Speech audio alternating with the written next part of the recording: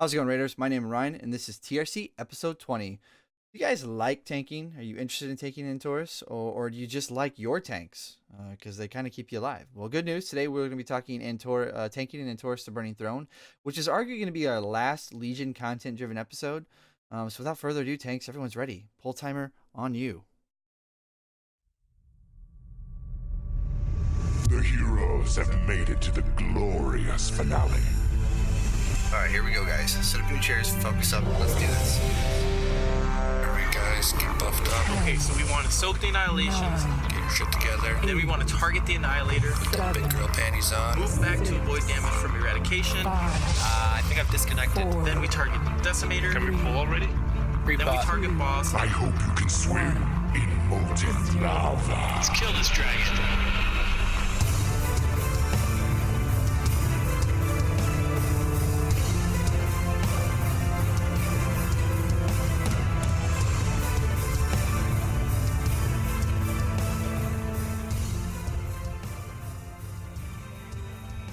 What is happening, guys?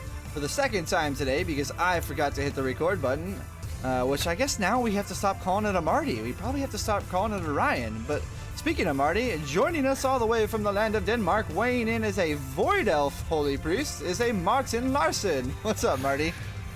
I like that we had to restart the show and do it over, because then we actually got the raise right for my holy priest, because in the first take it was not correct. Let's just say that. Yeah. Oh man, I'm just sorry I didn't catch it sooner. We got through some decent banter and combo there at the beginning, and then I had to stop our special guest mid talk so we could start over, and I apologize. Yeah. But And you who are listening to it on the replay or whatever, the iTunes, whatever, YouTube, you should have been here. If you had been on Twitch, then you would have experienced the amazing talk we had for you. All the best tips we had for you. We forgot about them now and we won't repeat them. You should have been here. That's how it works, right? yeah, you'd have missed all the cheating talk and us having to threaten Michael in the Twitch chat because he was threatening to tell everyone else we were cheating on, but it was just a whole mess. It was some good stuff. Yeah. But yeah, man, so for the second time today, Marty, what have you been up to lately, buddy? Well, I've been playing some non-Blizzard games, but yeah, so not too much in Blizzard. Well, I've played my Shaman a little bit. He'd like to do some Antorus stuff, so I've been doing that. Nice. So now you already told me this and our guests and people in Twitch chat, but progression-wise, the little birdie says that your guild kind of progressed a little bit further. We did. We got Imuna down. He's no longer among us, and we looted him. At least until He's next out week. of the way. Yeah. So yeah, he's gone. We finally got him down. I was on standby, so I was not on there for the kill, and we moved on to Kenny G, right? And I think the best try was like 48% or something like that. Sure. I wasn't there, so I don't know, but I think so. 48, maybe less. I don't know. Well, I got to tell you, man, Iminar, you're not really missing much to fight. I mean, once you've seen it once, in my opinion, you could go with or without it. But Kenny G, for whatever reason, I really enjoy that fight. So I hope you get a chance to get in there at some point in the near future to give it some tries. As for myself, I as well have been kind of cheating on Blizzard outside of raid nights. Been playing a little Fortnite with some of the Blue Recluse guys, some of the Blizzard Umbrella guys, just different people out in the podcasting area, and we've been having some fun over there, but that's kind of to be expected as an expansion winds down. People get a little burned out and just kind of want to change the pace, and so they either stop playing games altogether for a while or they just dabble in some other areas. But have no fear, guys, we are still working diligently behind the scenes to bring you guys some great podcasts, and we have some very good ones coming up here after this episode, which I will talk about at the end of the show. But as for myself in game, we've still been working on Mythic Agrimar. He's kind of a bitch of a boss, so I might be telling you we've been working on Mythic Agrimar for the next few weeks. So. But isn't it like the Emerald Nightmare situation where the boss before the end boss is the wall you're hitting, and once you're at the end boss, it should be pretty quick to get through. Yeah, I was doing a 19 Maw of Souls last night, and one of the guys in the group he was telling me that his group was stuck on Argus and that Argus was harder than Agrimar, and he is literally the first person I have heard both in game and out of game, listening to various podcasts and watching various YouTube videos and people just talk in general about the bosses, or even looking at the time it took and the number of pulls it took to kill Agrimar and Argus on the Mythic race. He's the first person to ever say that Argus was, in my as to my knowledge goes, and I kind of asked him if he was on drugs. Because he just must be part of a really weird group that just somehow gets the Agrimar fight, but they don't get the Argus fight. I don't know. But yeah, that was the first I'd heard of that. But we will not waste any more time. I want to quick bring in our guest for today into the fold. And so joining us from one of the Convert to Raid guilds is Jamal. Jamal, how are you, man? I'm doing great. Thanks for having me. Yeah, you bet. Last time, if you guys had been here, you would have had this long, beautiful discussion and all this stuff. But no, you guys missed out, so our sound check went well. But Jamal, why don't you take some quick time to let everybody know, again, what your history with the game is, how long you've been playing, how you kind of came in to meet Marty and I, and how we kind of brought you onto the show. Sure. So I'm a 9-year veteran of the game, and for those of you that can count, that means I started in Wrath. I'm a Wrath baby, and that's okay. Since I started playing the game, my first tune to level cap was a Paladin, and I'm still playing that Paladin. I have rated on him every tier. I have most of the time I spend DPSing as Ret. Off tanking for the first few expansions, but in Legion I actually play all 3 roles, mostly because of Mythic Plus. I don't know if you guys have tried pugging his melee DPS, but it's not easy. It's not an easy thing to do. So you do what you can to find the groups that you need. So yeah, after I've led a guild for I think my first 4 years of playing the game. After that, I joined with CTR, so I didn't have to do that anymore. And then I've been a raid leader as a part of a couple teams for the entire 8 years that I've been max level, pretty much.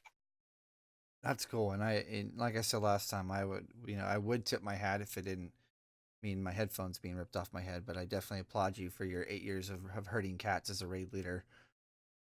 We've talked about it on the show before, and we're definitely talking about it again today for the second time today, to be fact. So hopefully I'll be able to quit saying for the second time today, because we're kind of at that point where I realized we'd not hit the record button. So, but yeah, have you pressed the record button? I mean, just checking. Yes, I will. Okay. I will triple check that. Yep, we are recording. It's still running. Good. So I definitely wanted to shed some light, both for those of you listening today, tuning in on Twitch, and those of you that'll listen on your various podcatchers of choice. And definitely wanted to say some thanks to Jamal here before we get rolling. Jamal, he wrote an awesome letter into the show, and he kind of just let us know that. And Jamal, feel free to step in anytime and correct me or add what you want. But he basically said that he appreciated the content we do and we deliver, and he definitely applauded us for the work we're doing over here, and we very much appreciate that, because you guys see us laughing and having a good time on the show, and we definitely we bullshit quite a bit, but I was up till 3 a.m. last night trying to get some sound stuff sorted out so that people on the stream, as well as the guys on the show here, could hear all of the sounders and stuff like that without, there's a lot more work that goes into this. And on top of all that, we're about to roll into some projects that, are going to involve me and Marty and our new co-host that'll be coming with this new project, doing a lot of outside work, in preparation. So when we hear stuff like that from people like Jamal and you guys, it definitely validates and makes us feel good about the work we are doing. And so I definitely want to say a huge thanks to you, Jamal. We appreciate it. And I also know that you got a babysitter for today so that you could be here, which is something we would never really openly ask someone to do, but you went ahead and did it. And so, double big thanks to you, man. We appreciate it. Yeah, of course. I listen to a lot of podcasts. I work third shift by myself, so not a lot of banter to be had at my job, but it's nice to listen to podcasts that are geared toward raiders, and not necessarily like always have to be the top 0.1%, because I mean we can all tune in and listen to listen to those guys talk because they love to do it, right? But it's nice to hear a show that talks about the average people, average raid leaders, and yeah, because it's we the game can always use more raid leaders. That's the truth. Yeah, for sure. And it's definitely not a job. There is an art to it that everybody can do. I've had some really bad raid leaders who just don't seem to get it, and I've had some really good ones. And for those of you that may or may not know, myself, I've been kind of guild hopping since our personal guild that I was raid leading kind of died out, and it's been a struggle at times. It's like a management in a job. You're just gonna have those managers that seem to get it and those that don't. But And I guess it's also an unthankful job sometimes. yeah, It's just like podcasting. Unless someone writes you a letter where they say you're doing a good job, you don't get a lot of that. But well, I guess you can see how many bosses you get down with your group. But I mean, besides that, yeah. Yeah, and and at the end of the day, even if we're not getting letters from our listeners and getting an opportunity to bring them on the show or thank them for it, we're still going to keep going forward because this provides an outlet for us to nerd out and take on some creative ways to think about things and discussions to talk about. So I will quit wasting everybody's time. Let's jump right into things. So as we have said already today, let's pull the bosses. Yeah, let's pull the bosses. So tanks, pull timer again, as Michael says in chat for the third time today. Pull timer on you. But so again, guys, we're gonna be talking about tanking in Antorus. And our goal for those of you that may be tuning in for the first time, as we do these role specific episodes, we try to talk about each fight in such a way that we shed some light on some mechanics or some problematic spots that are problematic or could potentially be problematic, so that when you guys step into these fights, we want you to feel like you've gained some extra set of knowledge to aid you in those fights in your respective roles. And so, like I've already said, today is going to be the last major Legion content driven episode. This is the last for role specific episodes for Antorus. So if you are a melee DPS, a ranged DPS, or a healer, feel free to pause here or finish listening and go back, whatever. But there are 3 other episodes that we have posted that talk about those specific episodes in this raid. And the healing episode is amazing. It's the best one in my opinion. I'm sure Chloe would agree with you. Yeah. But yeah, so we're going to jump right into it, guys. Let's talk Garathi. We've said it before. We were kind of laughing about it at the beginning of the show. This is a fight that most guilds should have very, very little to no trouble with. But that being said, I'm going to kind of let Jamal take the reins and kind of talk about being a tank and what are some things you should look out for on this fight. Sure. I mean, if chances are you've already done this fight on normal, heroic, maybe even mythic. I think the last count on WoW progress was 13% of guilds have killed it on mythic. So it's not, it's definitely a good intro boss. Tanking wise, the boss doesn't, he doesn't hit very hard. So you don't necessarily have to, equip your highest base mitigation gear or whatever. Tips, really, the one mechanic you have to deal with is it's a form of artillery from Fel Reaver in HFC. You get a debuff and you run away from the raid. This one, he shoots multiple bombs at your last location, so you just got to keep moving. Usually, tanks run to like the left side of the room where you're facing the boss. And once the bombs start hitting the ground, it's a good idea to use some kind of movement speed thing. And once you get to the back of the room, or it's pretty much a cliff when you get there, turn around and kind of do like a little wide oval back to the boss. And as soon as you get back, you're just going to taunt, and the other tank's going to do the same thing. Let's see. You got to do your best to avoid like players that are soaking the annihilations, the little circles, and do your best to avoid the big circles, the decimations, because, they hurt. And then if you are running the debuff while the weapons are out in the weapon phase, you need to avoid the surging fel, which are these giant fuck off green lines on the floor. And because they will, I don't know, they pretty much hit you for half your health pool. And I mean that's it. It's really rinse repeat for the whole fight after that for you as a tank. Absolutely, and I too have an alt that I've tanked this on lower difficulties, and I gotta say the one key difference between Mythic and the other two difficulties that I think tanks should really note is, and you've already kind of touched on this, is that like you said, when you tanks are running your debuffs out and you're dropping bombs behind your last location, the rest of the raid on normal and heroic should not be in that path, should be out of the way. Let tanks have their space to do their thing. You have the other 2/3 of the room, which is plenty of room. But on Mythic, that doesn't necessarily prove to be true. Because of soaking annihilations, sometimes there are annihilations over on that left side of the room, which is where tanks need to be running out. So if that is the case, tanks, then Mythic especially, just remember it may not necessarily be your raid's fault if something is over there. You may just have to alter your course. So it's going to be important that both the raid and the tanks pay attention where stuff is on that left side of the room. Tanks are running stuff out. But yeah, other than that, I think you did a fantastic job on talking about this, and I don't really have anything else to add unless Marty, you as a healer, have anything to say. No, I mean the only thing is that, but I mean tanks are doing what they're supposed to do. But as a healer, you sometimes get a little bit. Well, I do get a little bit panicky when the tank is out of range because he's running away with a debuff. But I mean, it's just a matter of getting used to that. That's supposed to happen. But yeah, that's one other thing is that after you kill one of the weapons and he does that giant explosion, that explosion is actually physical damage.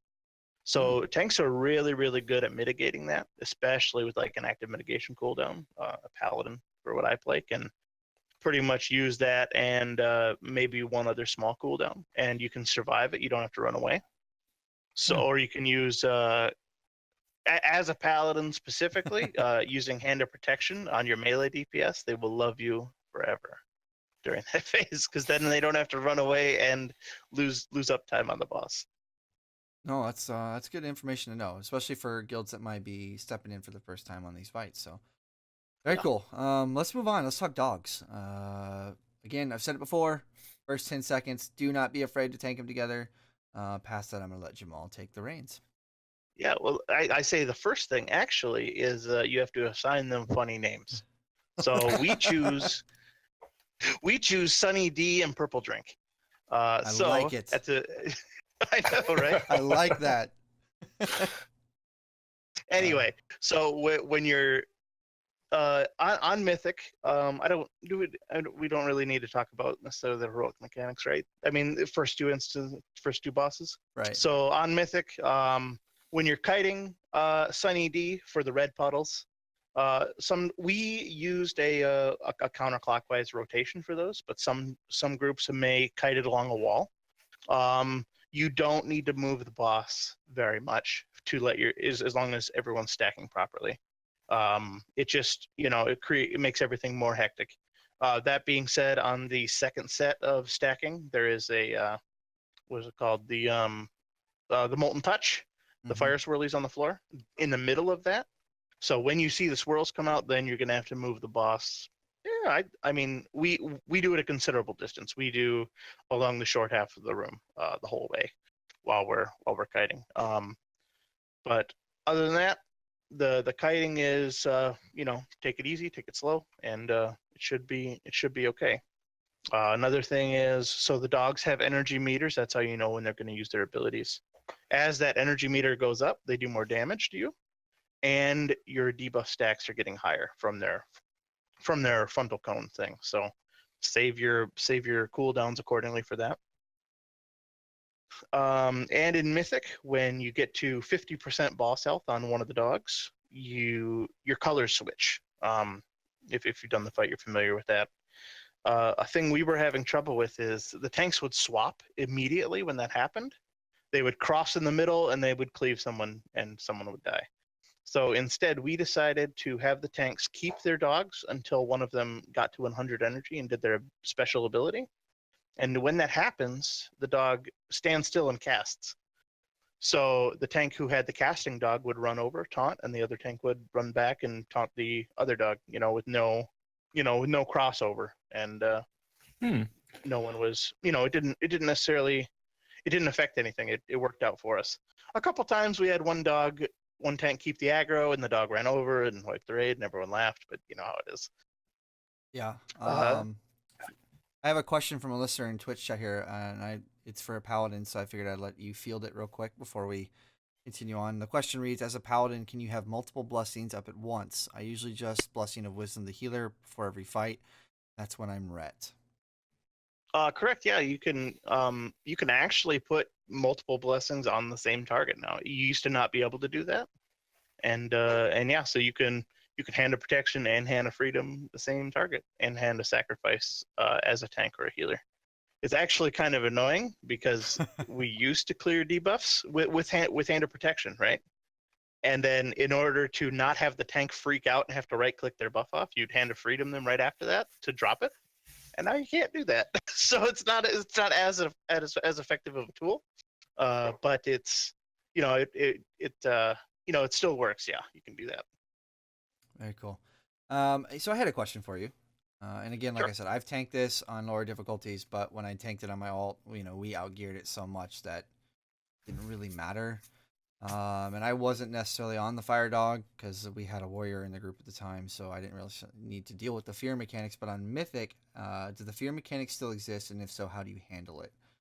With everybody Yeah, the fears are definitely there. If you have an appropriate number of melee, well, not an appropriate number. If you have an adequate number of melee in the raid, you're always going to have a melee on the boss on the dogs with you, and you just the big thing is to be aware of like how big the hitboxes are and how big the debuffs are, so you can like scoot yourself forward with the fear, and your melee can scooch themselves forward, and always and you won't take it at all.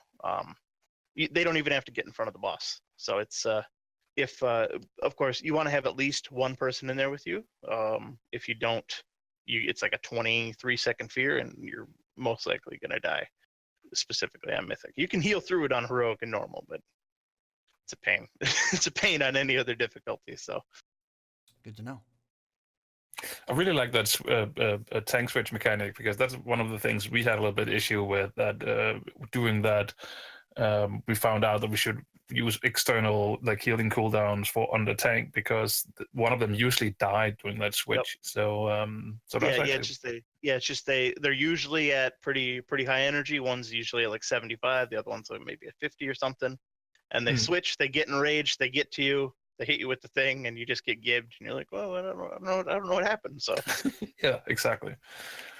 Well, there you have it. Yeah, but that's it. We learned stuff here on the show. Go ahead. Yeah. Yep, that's it though. Cool. So we're gonna play dealer's choice here, Jamal, and today you are the dealer. So the next three, you can choose which one you want to go to first. So I'm gonna let you choose which one we talk about first. I want to do from the most boring to the most exciting. All right. So naturally, we'd start with High Command. We'll take it away. The probably the most boring fight in this instance for a tank. You taunt at 2 stacks, you click on the pylon. That's really it. For Mythic, there's an extra mechanic. No, really, for real, that is it. And the stacks don't even hurt that much. The boss doesn't hurt. You take 1 stack, you take 100% increased physical damage, and then another stack is 200. But you have to have those in a raid group. Not every fight can be exciting for a tank, because you have to have other mechanics in there. Anyway, so on Mythic, there's bats, and they spawn on both sides of the pods. A big thing for tanks is to make sure that you're tanking that boss in one of the corners of the pods, so that melee can cleave one of the sides of the bats down every single time without getting in front of you and without taking the cleave damage. That's that's the only hint I have. If you're not, some people won't be using an add-on for like a boss mod for when to click the shield. My advice is the room goes dark, you give a 3 count, you click the shield, and it'll work out every time. Do your best to interrupt pyroblasts. I mean, while you're not tanking, you're not doing anything else except for damage, so you do what you can. all sound advice, and I think the only thing, and correct me if I'm wrong here, but so when I forget what they're called, but the guys that do the whirling blades, Yep, whirlwinds. yeah, Whirlwind guys. so when they charge out to a range and they start doing that, when they get done doing it, they can be taunted back to the boss, correct? So I've never experienced that. I know they can be gripped. Uh-huh. I believe, maybe not. I'm not sure. I know. Okay, so we use two things. We can use Ursul's Vortex, and we use Hunter's freezing traps. Not the frost traps that put the slow on the floor, but the freezing traps. If you put those in their line of where they're going to run to, they'll run, they'll hit it, and they'll stop. But those things do not stop the whirlwind. So Right. your melee is going to get chewed up as soon as they stop. They're just going to keep spinning. So we just let them run out and make sure that our dot classes take care of them. But I don't know about the taunting thing. I've never personally tried it. We've never had an issue wanting them back in melee. So of course we run with 3 warlocks. So it's Sure. it's not a thing. Yeah. I have a quick question as well, because one thing we experienced that we never figured out why and how it happened was that sometimes our tanks just went flat splat, and we have no idea why. All of a sudden, it just took huge amount of damage and died. Is that something you have encountered or experienced in that fight? So yes, mostly because I am a paladin, and paladins have both the weakest and the strongest active mitigation in the game. That being, it only lasts for 3 seconds, and if you run out of charges, you are completely vulnerable to abilities like the Find Weakness, I think it's called. Anyway, so you have to make sure you have active mitigation up for it. That could have been it. He was a paladin, so it might Okay. be that. So, Yeah. We have the smallest health pool out or of all the tanks, I believe. I know we got a buff, but I think that's the case. Yeah, most susceptible to spike damage without a cooldown running. Yeah, we had that same thing on a couple of the guilds I've done progression on that fight with Marty, and it was multiple classes too. It wasn't necessarily always the same class, so it wasn't something you could relate specifically to warriors or to paladins. Yeah. We had our monk tank just go splat, and everybody knows how their mechanics work. They can take a 20 million hit and mitigate the damage. So I think a lot of guilds, and I've read some forum posts on it, have all had that issue with little to no explanation as to why. I don't know if the boss just goes crazy sometimes and wipes people. The couple things I would add to this, and I'm pretty sure, and I asked Jamal the question because I wasn't entirely sure, but I have noticed some moments where when I'm playing my elemental shaman, when those things get done doing their whirlwinds, I can chain lightning the crap out of things and do a ton of damage. So sometimes I pull aggro on things that don't have big threat tables from the get-go. And so I've had those guys come over to me and start wailing on me when they get done with their whirlwind sometimes. And I think I've noticed tanks taunting them. And so if that I'm sorry, you meant after they're done whirlwinding. Yes, they absolutely have an aggro table, and you do need to get aggro on them. Yeah. I thought you meant while they were whirlwinding, you could taunt them and they would come back to you. Well, that's good to know. Yeah, no worries. There's my question answered, so we're all good. Perfect. Yeah. So tanks, if you have, you have the ability to taunt them back, so please do so they're not willing on your ranged. And if you bring them back to the boss, melee can get in on the cleave fun and they can die quicker. Because the more you control in the fight, the more success you're going to have. And the other thing I would add is sometimes raids will use a certain strat where the off tank, when they're not tanking the boss, is popping mines to keep the room slightly clear if your group has struggles with not stepping on things. We used warlocks for that because they can't die. Right. Yeah. They couldn't back then. I think they got nerfed after that. But our warlock, he was the mine popper. Mm-hmm. I've done it where the tanks do it. I've done it where the warlocks do it, and I've also done it where one of our healers does it. So we had a secret agent, our hunter, do it. I didn't tell anyone else in the raid he was doing it because our guys they're like, I want to do special jobs. Yeah. And so if I told them, hey, let's step on mines to make sure we don't have so many, everyone would do it and we would die over and over and over again. Man, that's rare. So, most people just want to parse, That's awesome though. We got a special group of guys, so it's special anyway, in a good way or bad way? Both.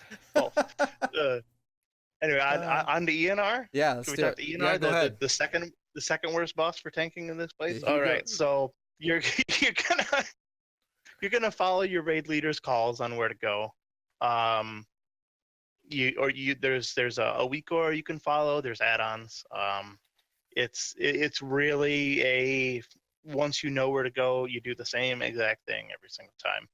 As a tank in Mythic, you don't have any extra responsibilities. You don't go on ships.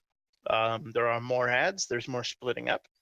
The biggest thing is destructors. They look like the robots you've seen elsewhere in the raid. When you tank them, you have to be in their hitbox. They can't be moved, and they need to be interrupted. Next thing you're worried about are purifiers. So they look like Socrathar and HFC, kind of smaller version. When you pick them up, they melee pretty hard. So try and get aggro on them as quickly as possible. And their cleave, it's like a I don't know, not 180 degree, but like 120 degree cone in front of them and to one of their sides, depending on which arm they hold up. It's a what do you call that, a graphic animation or something. So you know where they're going to cleave, but it's random which side they're going to do it on. Don't move those guys around too much, otherwise your melee is going to get hit and may possibly die. And yeah, that's really it. Do as much damage as you can. CC your ads if you're able to. If you're a monk, ring a piece. You can get a slow on consecration, on death and decay. All that stuff is helpful.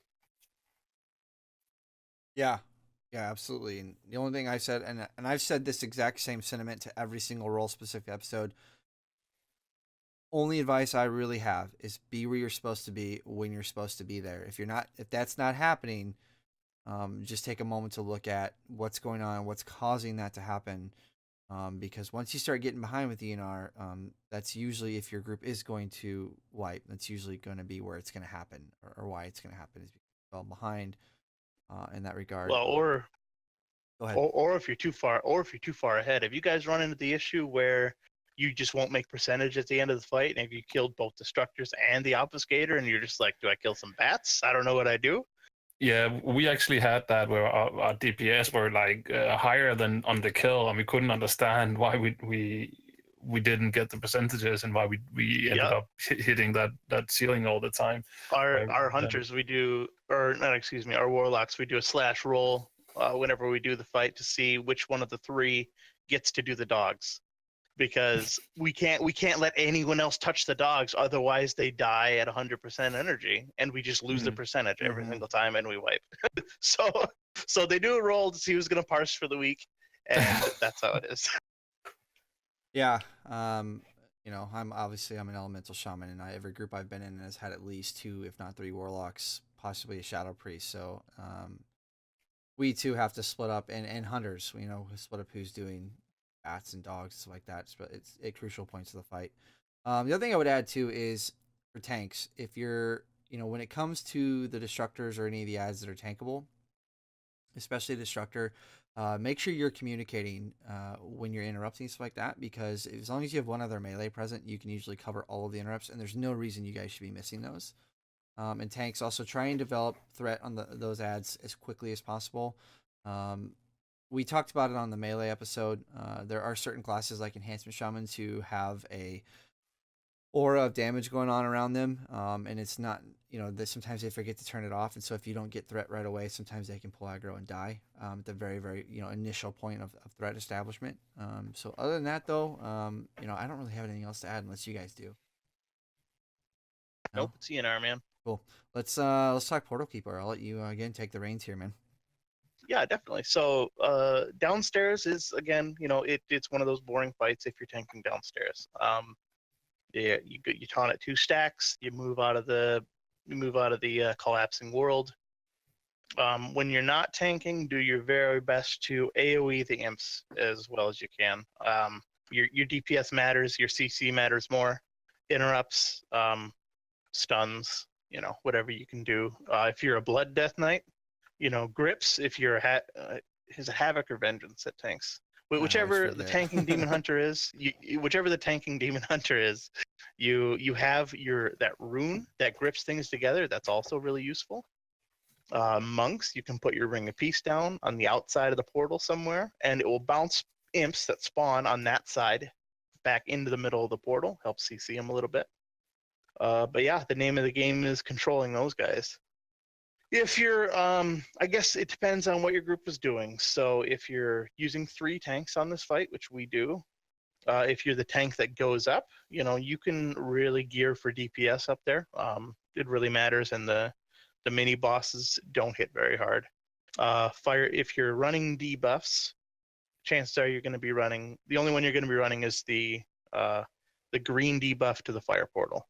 So I'd say we leave 4% early from 90%, so 94%. Usually right after the first collapsing world goes out, you go up into the green portal, grab your buff, book it to red, and explode. When your debuff expires, make sure you're in range of the fire ad to drop those immunity stacks off of them. And when you're there, interrupts are super important, and you're going to need a lot of them. So again, as on ENR, as Ryan said, coordinate when you have it and when your raid can do it. And other than that, maybe you'll run a red fire buff over to the purple portal for the sake of having sight. When you're in green, stand in one spot. Everyone needs to stack on you, and do your best to AOE the wraps or DPS the wraps, because it's they're having 1 DPS stun for over 5 seconds sucks. And when you're in the purple portal, just stack up and burn the boss. If you have a second DPS potion to use it there, and hero and everything else. When you get downstairs, in the intermediate time when you're not tanking anything, again, do your best to CC the imps, and yeah, hopefully you guys will get a kill. Marty, I gotta say, man, I hate to admit this, but as a podcaster, I have nothing to say. There's nothing to say now. It's You could tell you're a raid leader. You did a fantastic job of covering everything Yeah. I might need to want to say. So I know. I've only said it about 1,000 times, Yeah. so it's you get used to it after a while. The biggest thing you're gonna wipe to on this boss, especially on Mythic, are the imps. You're gonna have 1, 2 imps go off, and it's gonna be a wipe, and it's gonna suck, and you're gonna hate everyone that can't interrupt an ed. But that's the name of the game. It's super frustrating. Yep. Yeah, and I mean, even as I know it's not a healing episode, but even the healer should help here. If you can stun, like the holy priest can do so, shamans can interrupt them, paladins can stun them as well, I guess. And yeah, use your utilities, get those imps under control, and it should be more or less a kill. Yeah, interrupts are key on those ads. However you manage to do it, be it CC or direct interrupts. So. Again, guys, I want to take a moment here before we move into the last half of the instance. If you guys are liking this discussion, if you as Marty and I kind of allude to other responsibilities that may be more specific towards a certain role that is not a tank for the purpose of today's episode, feel free to jump over to the other episodes we've done. There is a healing, a range, and a melee one already up. After today, the tanky one will go up as well. So that being said, let's move forward. We don't get a choice anymore. Let's talk M&R. We start the fun bosses then. Yeah, absolutely. So all right. So M&R, the biggest thing to note is that he hits hard. The damage increase from just his melees from the first 5 bosses is considerably more. That being said, you're also going to have extra responsibilities as a tank. Specifically on Mythic, on normal and heroic, when you do the bridges, you only have to cross twice. You do your best to avoid everything. On Mythic, you have to clear one side. As if you've been progressing or will progress, you'll figure it out. Excuse me again. So on the green bridge, the biggest thing is the mines you have to pop that knock you back. These do stack 100% more nature damage every time you hit one. Don't go ham on these. You can hit 3, maybe 4 with the cooldown. Other than that, you as a tank need to avoid them too. So do your best to leave ones that are going to be easily popped by people following you, melee DPS, anyone that that can take a little bit of damage. A good thing to note is that if you have an immunity like bubble, you can pop these mines without taking damage, but you still get the debuff. And so if you do that as a paladin, you'll pop 3 or 4 mines maybe, and then you'll get hit by the tank lightning strike that he does after from the debuff, and that can one-shot you too, and it's awful. So keep in mind of that. Let's see. So there's stun runes on the floor. These are easily handled by DPS. You just have to call out for an interrupt, or excuse me, a dispel. Mass dispel works for shadow priests. Those are really, really useful if they're if they don't have the grenades or anything. A big thing is demon hunters. Tanking demon hunters can use their targeted leap, and regular demon hunters, DPS demon hunters, can use their dash to go over these runes and not possibly get 2 or get 1 without getting stunned. So do your best to clear the green mines as good as you can without dying, and that will help you out in every subsequent bridge phase. Absolutely. Okay, had to take a breath. Sorry. Okay, so in the intermediary phases, when you're not crossing a bridge, sometimes tanks will have the job of popping the red mines that spawn underneath melee to keep the platform clear. These just add a ticking physical damage dot to your character, I believe it's physical. And it hurts after you, and it lasts for like 30 seconds. So tanks usually alternate. Every time the mines spawn, the other tanks take them. And that just amps up on the tank damage that you're taking. So, be wary. Be super wary of sleeps, or the sleep canisters. Because if you get slept, it's like 15 seconds of you taking smash hits to the face and not doing a damn thing about it. So, stay away from melee with sleep canisters. If they run, in your vicinity, be sure to adjust to that. Crossing the red bridges it varies from class to class. Usually, we do a tank sacrifice strat for ours. We have our demon hunter tank. He gets loaded up with a hand of protection and a few long-lasting externals. He pops a sky step potion, and he books it across the platform. When he gets to the other side, he takes a warlock portal back to the middle, where our shaman warlock portals forward, puts the res totem down, and we don't need to use a battle res for it. And that clears the entire red bridge with in one go, and then everyone runs across, interrupt the boss, and easy peasy. And after that point, it's rinse and repeat from there forward. On our second red bridge, we have our DPS demon hunter do it, and he doesn't get a res totem. So if he dies, or when he dies, sometimes if we have a battle res, we'll get him. If we don't, well, that's life. Taking one for the team. Exactly. Yeah. He tanks his parse every week so that we can kill the boss, and we appreciate him for that. No pun intended. This is a tanking episode. Well, listen. He literally sacrifices everything. Yeah. The only thing I would have to add is on certain platforms, the positioning of the boss in the raid is absolutely key. And so for tanks, just try. My suggestion would be just try and really be on the ball, getting the boss where they need to go, and doing that. And then also as the bridges, as you're popping mines, doing stuff on the bridges, communicate. If you need a dispel, I've had some groups where the tanks just don't want to talk on Discord, and somebody else has had to call, hey, so and so needs a dispel. That if you, especially in the higher difficulties, if you're not being willing to communicate, maybe you should consider being more casual, in my opinion. Especially if you have a pertinent role where communication would make things a lot easier. But again, so positioning and communication to me on this fighter. So a couple of things I've noticed that are really key. So with that being said, I don't really have anything else. Marty, do you?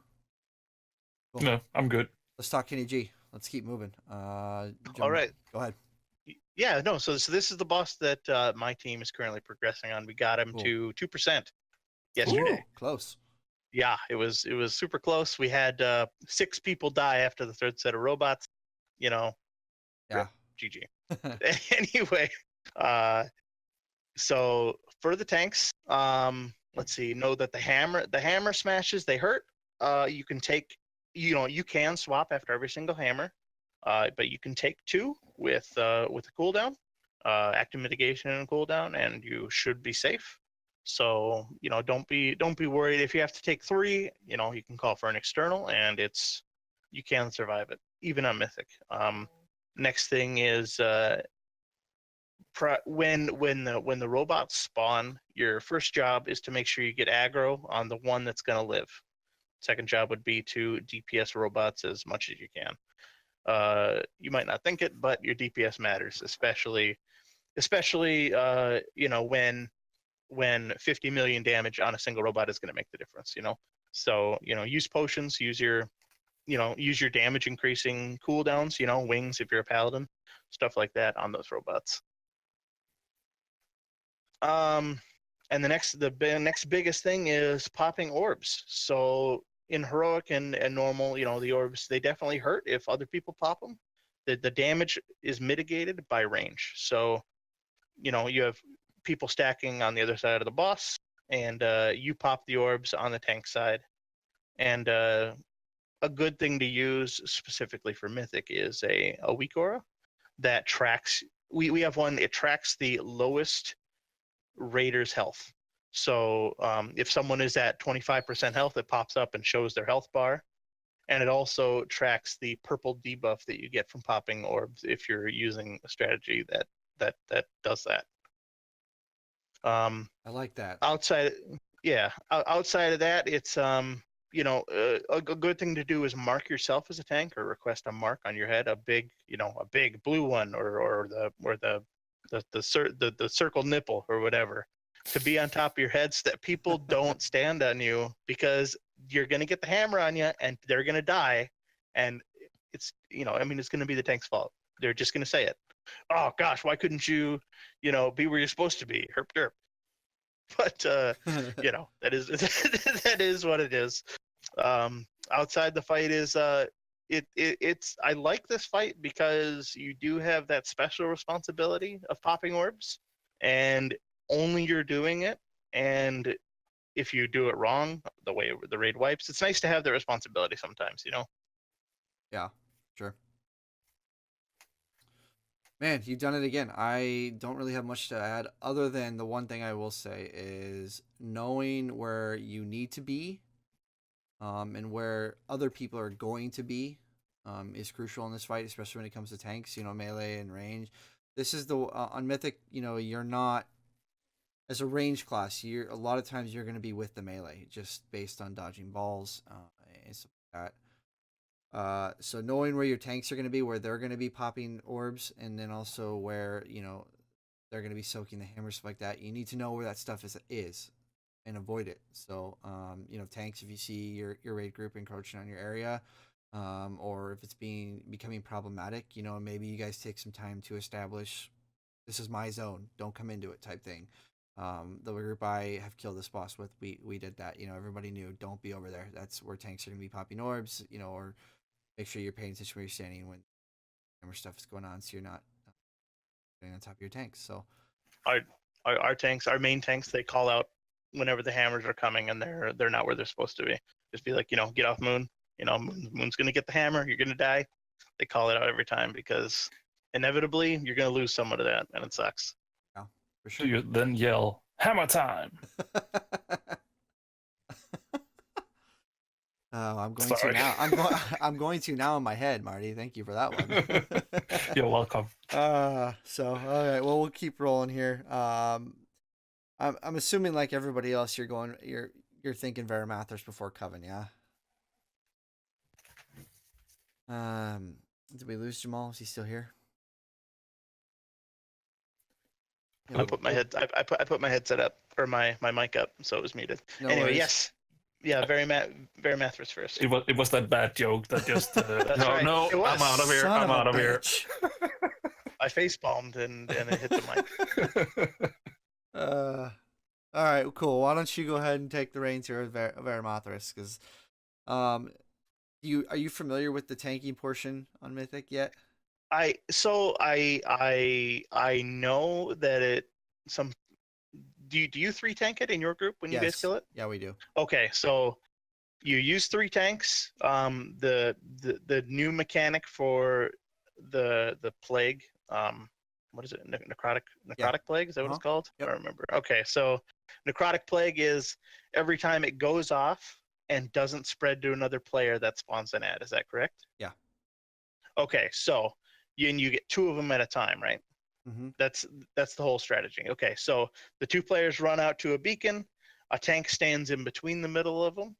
Those two players pop, spreads both necrotic plagues to the tank, the third tank, and the third tank goes off outside the raid, spawns one single ad, and then everyone turns and burns it.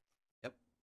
Yeah. Okay. So that's the experience I have on Mythic.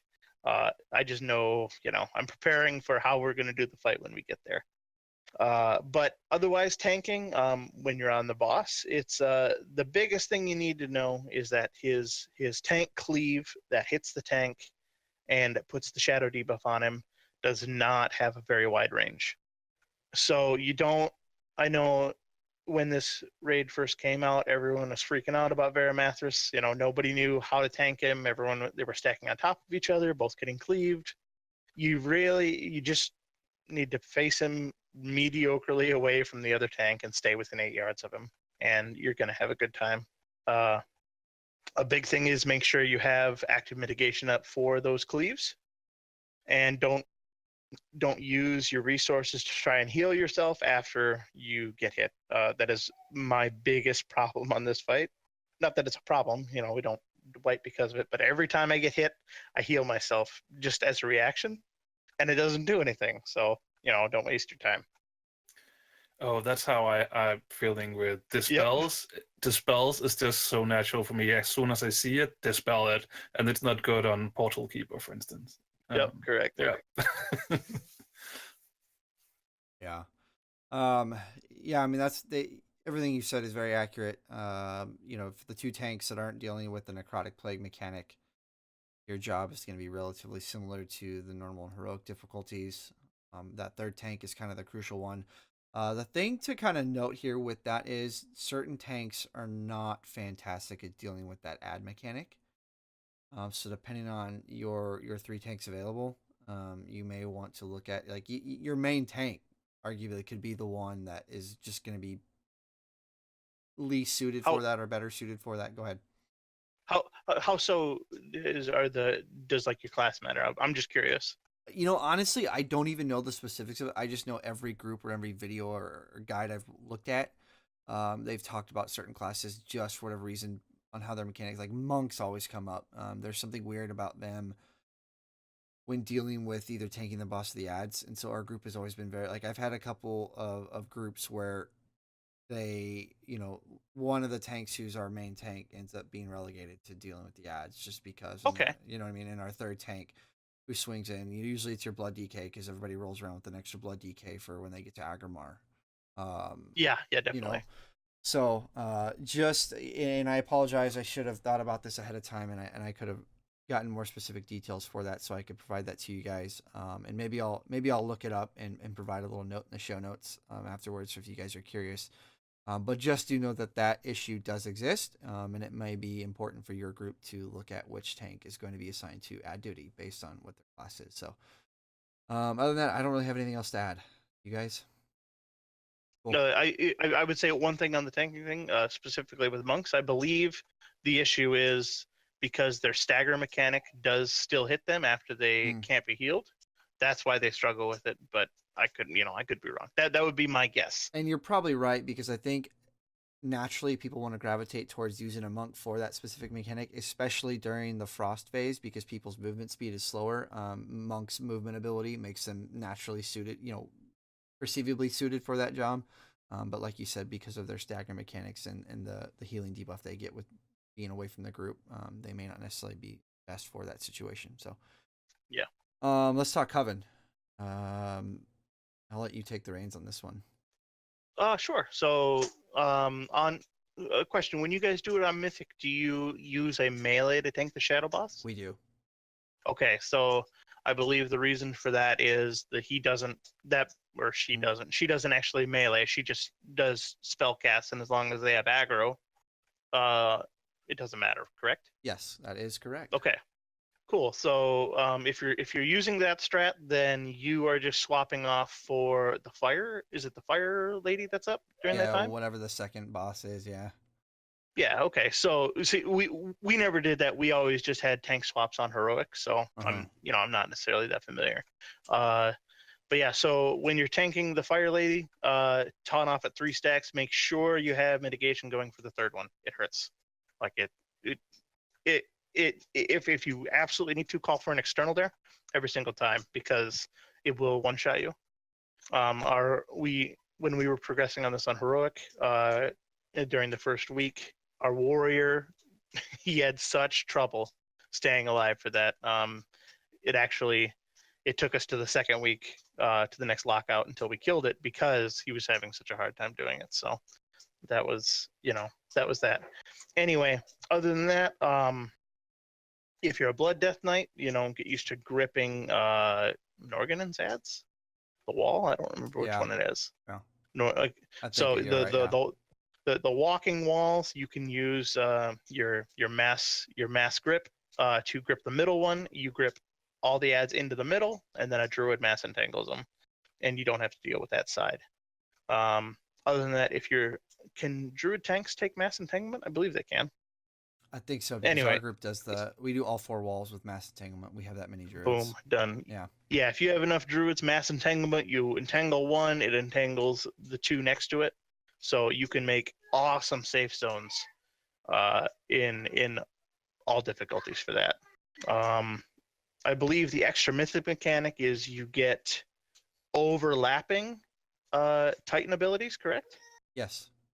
So you have 2 channeling at a time, and eventually you're just going to have them overlap a little bit. So, but it's static, it's not RNG. So you can plan exactly what you're going to do for every moment. Yep. That's what makes it arguably an easier fight to plan for than in heroic. But as a tank, okay, back to this. Swap off for the fire. Use your utility for things like the walls. Stack your boss onto the healing ads when you usually use hero, correct? I don't know if that's the case on Mythic too. Okay, and then to get that cleave and extra damage onto the boss, and then make sure you can stack the boss on one of the lightning ads, but if you have melee, just keep them away. Just let your melee run around the room. They're gonna cry about it. You know what? But it's their choice. They could have played a mage and they didn't. So anyway, because if you stack them up, someone might get shocked and someone's going to die, and losing raiders is not something you want to do. So let's other than that, big thing would be, so the ice lady, I wish I knew these names, but I don't. She puts a debuff on the tank that slows your movement speed, but it can be removed by certain abilities. I think druids use their artifact ability to remove it. I'm not sure, but I know for a fact Paladin's Hand of Freedom can get rid of that. So if you have the Ice Lady up and that's the only boss that's going to stack a debuff on you, just ask for a Hand of Freedom when it gets to 2 stacks, and you're golden. It's not gonna, you're not gonna be stuck not moving. If you're a Paladin tank yourself, you can, handle it on your own. But other than that, that's it, right? Yep. Yeah, no, you're absolutely right. The additional mechanic for Mythic is there is overlapping Titan abilities, and there's a 4th lady that could rotate in. And so like. Oh, okay. Does she have any special tanking stuff? Do you know? Not that I'm aware of, but don't quote me on that one. I kind of, like I said, I've tanked this on lower difficulties on my druid, but we outgeared it so much that there wasn't really much for me to pay attention to.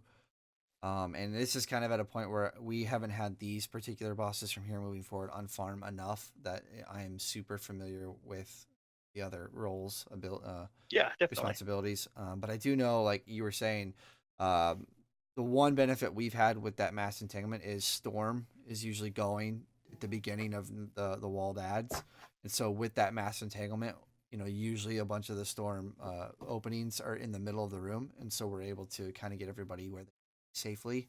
And then if there's any ads that are missed by mass entanglement, break free.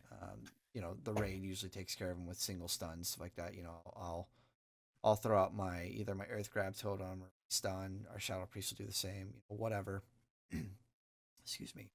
But yeah, so let's well, in spirit of time, I know Marty wants to go eat some food before he does his next show. We will talk Aggramar. We're almost to the end boss here, but I will let you take the reins, Jamal. Sure. So I can't speak to Mythic. I know it's I'll it's fill in kind the of a shit gaps as show. needed. Yeah. If you're a blood DK, you're quote unquote the grippy bitch, and that is it. So other than that, you're going to get a stacking debuff on you. I believe stacking up as a tank mitigates that to your off tank, but I'm not 100% sure. When I have tanked it on heroic, the extra damage never mattered. Other than that, usually the tanks will coordinate when stuff's getting gripped in because they don't necessarily have anything else to do. The big thing is like the foe breaker and the flame rend. Foe breaker it's a giant cleave in front of the boss, and only one tank can take it. And you don't want to try and take two because chances are you'll die. So you get the foe breaker, you turn the boss around, flame rend on the raid, they get knocked back. Your off tank will taunt, take the next foe breaker, and hit the raid with flame rend, and everyone runs out in the circle. During the intermission phases, there's going to be two big ads. Make sure you and your other tank know who's grabbing what, so that they don't cross the paths of ads or anything else. And it's rinse repeat from then on. There's two intermission phases that you have to deal with, and then the boss dies pretty much. Yeah, so on this fight, the way that mechanic works, you're saying the cleave basically targets the next closest person, so it's proximity based.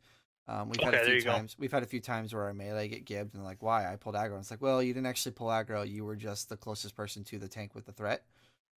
So you really need to pay attention to where you're standing. If you're the off tank, unless that other tank is taking foe breaker, you need to be, near your, where you need to be when you need to be there. And then for anything else, coordination is absolutely 100% paramount on this fight. That is the name of the game. That is what makes this fight such a wall to get past. If for whatever reason your group just doesn't have a blood DKs and you're somehow working on Mythic Aggramar, utilize every single possible knockback your group has to offer, be it thunderstorms, the name is eluding me at the moment, but the druid one, Typhoon. Yeah, Typhoon. Whatever you can, because you're gonna want to keep those ads being soaked, but you want to stagger them. But it's and then on top of all that, the intermissions usually bleed into with the little ads into the phases, and you're dealing with the soaking, between the foe breakers and the other mechanics. And so the change in mechanics there is that you need a certain amount of people to soak, but it gives you a debuff so that if you take it a second time, it automatically kills you. Oh, interesting. Yep. So you assign half your raid to take the first one, you assign half the raid to take the second one, but the order in which they come is not guaranteed like on normal or heroic. The order changes. I heard. Yep. I heard our tanks talking about the random tanking mechanic. Okay. You can get by without a weak aura, but I won't say that it's easy. And for the sake of the elitist out there, I won't say that it's hard either, because I know if we make the claim that it is easy to do it without a weak aura, we're going to get lashback. But I will tell you that in light of both of those sentiments, that a weak aura makes dealing with that mechanic infinitely easier if the weak aura is working. Like, we ended our last progression night, the weak aura quit working. I don't know if Blizzard made a hotfix or what was going on, but the orders were all wrong. We're all wrong once we got past the first round of it for whatever reason. So we just started having to pay attention to his cast, which proves to be difficult for some of the range, because you want to maximize your utilization of the space of the room. due to the puddles and how that mechanic works. And so sometimes some of these ranged are really far out there, and if they don't have movement abilities, it's tough for them to get in there and soak when they get there. But raid composition makes this fight really easy. Coordination makes this fight really easy, and paying attention to where you are and at certain times of the fight. It's just, it's a lot of micromanagement. So, let's talk the last boss here. I'll let you talk on normal heroic, and I don't know much about mythic either, so we'll just talk from normal heroic and what we. That's the easiest boss in there, I heard, isn't it? Yeah, definitely the easiest. It's funny you say that. The tanking mage tower, I had such a hard time getting it on my paladin. Real quick, it was during Nighthold and I was trying it, and I just couldn't get it. And after I got it, the running joke was, "Oh, well, that's the easiest one out there. I don't understand why it took you 115 wipes." It was not. It was not the easiest one out there. I don't know what crack people are smoking, but it was not. Go ahead. It started because I did the ret one in like 40 tries or 30 tries or something, but that was on day one. The mage tower came out. I'm at like an 892 item level, and I didn't know you could CC the one ad for anyone that's done it. So I just full on AOE'd everything. Anyway, that's a non sequitur there. So okay, Argus. The biggest thing is as an off tank, you are going to get one of the damage buff abilities. So it's like the lightning or the gift of the sea or whatever. So as you're tanking the boss, be prepared to take a third cleave in order to let your off tank place that appropriately, because as a DPS, it's nice to be able to do big numbers. Other than that, second phase, you're going to get a buff on you that lets you soak damage from anyone that takes it inside of your little area that you have around you. You use that to soak the soul bomb, so you're going to have a designated area where you run to. The bombs are going to go off, you're going to take the damage, everything's good. Either the second or the third soul bomb that goes out, the tank buff is going to swap at like 3 seconds before the bomb goes off. So plan for that. Because I can't give you an exact number. If you're working on this boss, you might wipe, and I'm sorry, but you'll know that that's going to happen every single time. After that phase, the boss gets to 40%, and you go into the intermission. The biggest thing as a paladin is if you're tanking one of the ads, I'm not sure. You need to be careful on what you use your Avenger Shield on, because it interrupts. So you can possibly interrupt every single time that it's up and create the debuff so that the one ability you are supposed to interrupt goes off all the time. So be careful doing that. That makes it an arguably boring phase.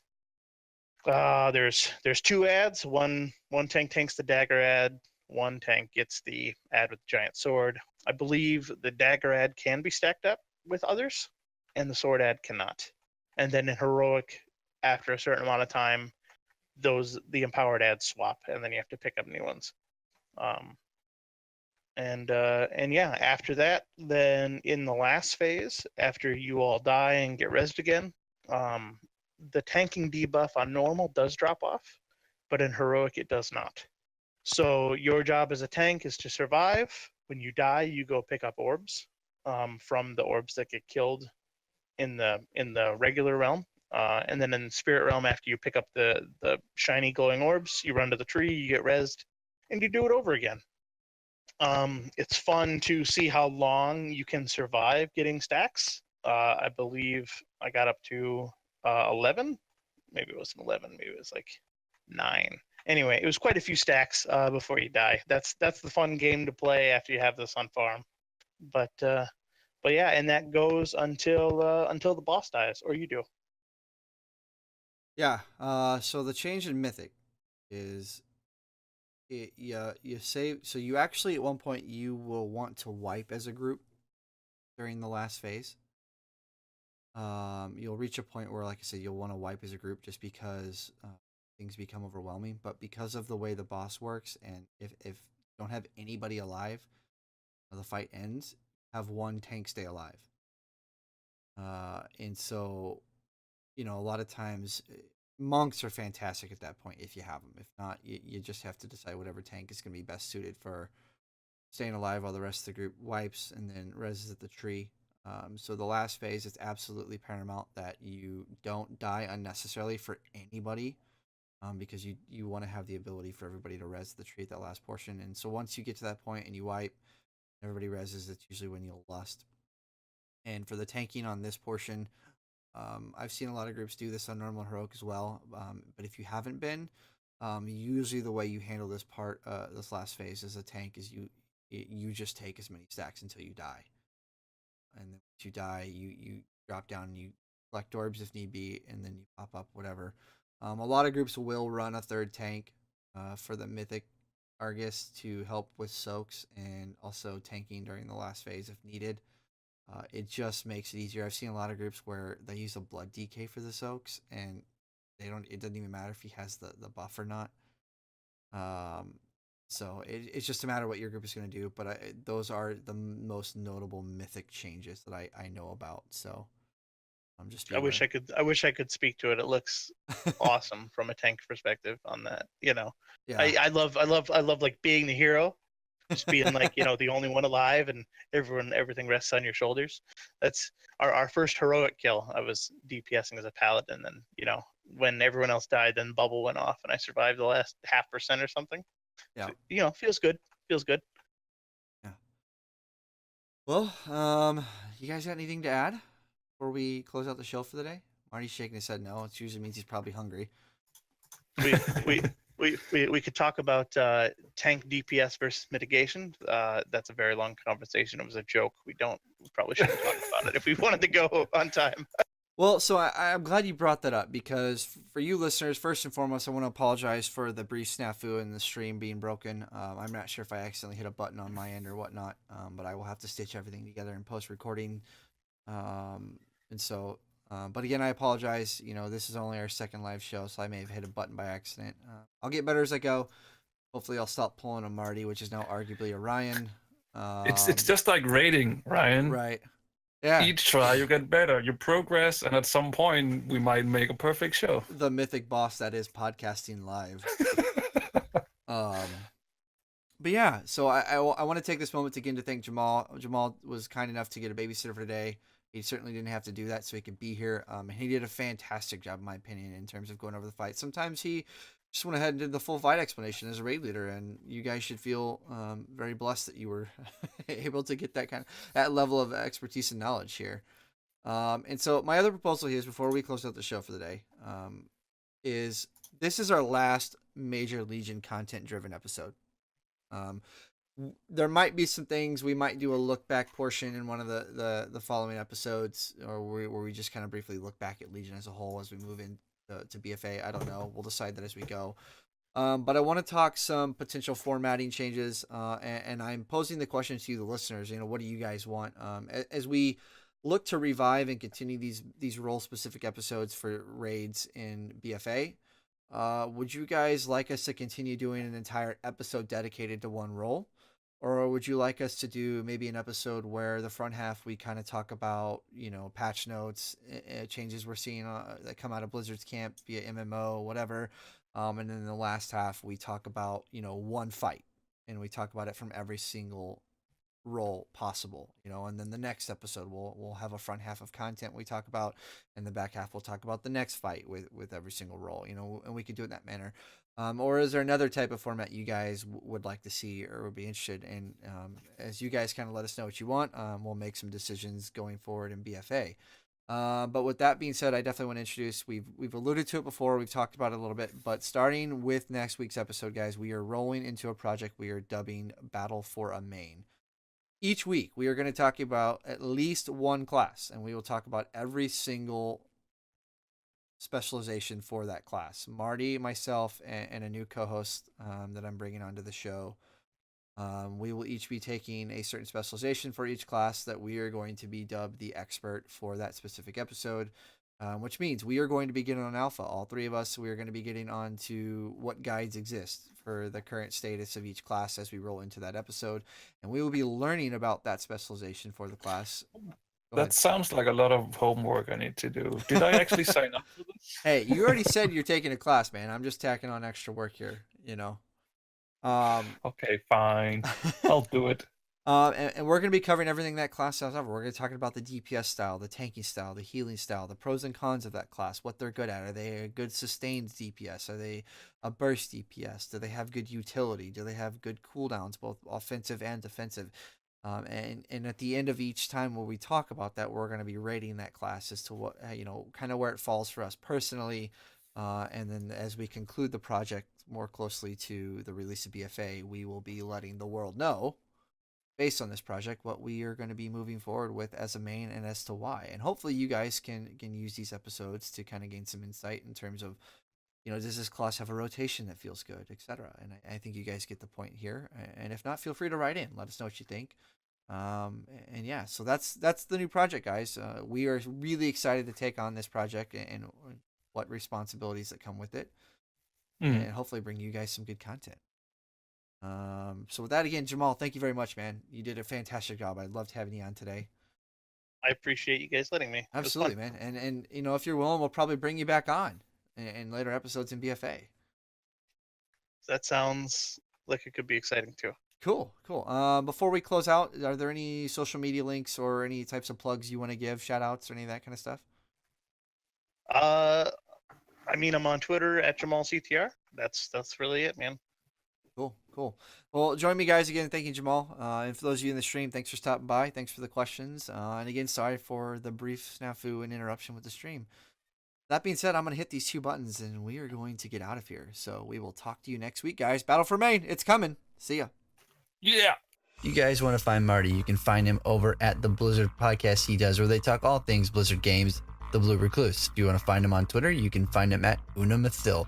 For me, guys, if you want to find me and personally, you can find me over on my Twitch and Twitter, which are both at Mega Irish Gaming, or you can find me on my All Things Blizzard podcast, which I do with my good friend Dusty Porter, the Blizzard Umbrella. If you want to find us here on the show, you can find us at our Twitter account, which is at _TRC podcast, or you can find us on our email, theraidersconfessional@gmail.com, no apostrophe on the S. That being said, guys, Dusty, take us out of here, my man. See ya. Sorry, I died. Was I supposed to stand in the green puddles or the orange ones? Hey, get together over there, bud.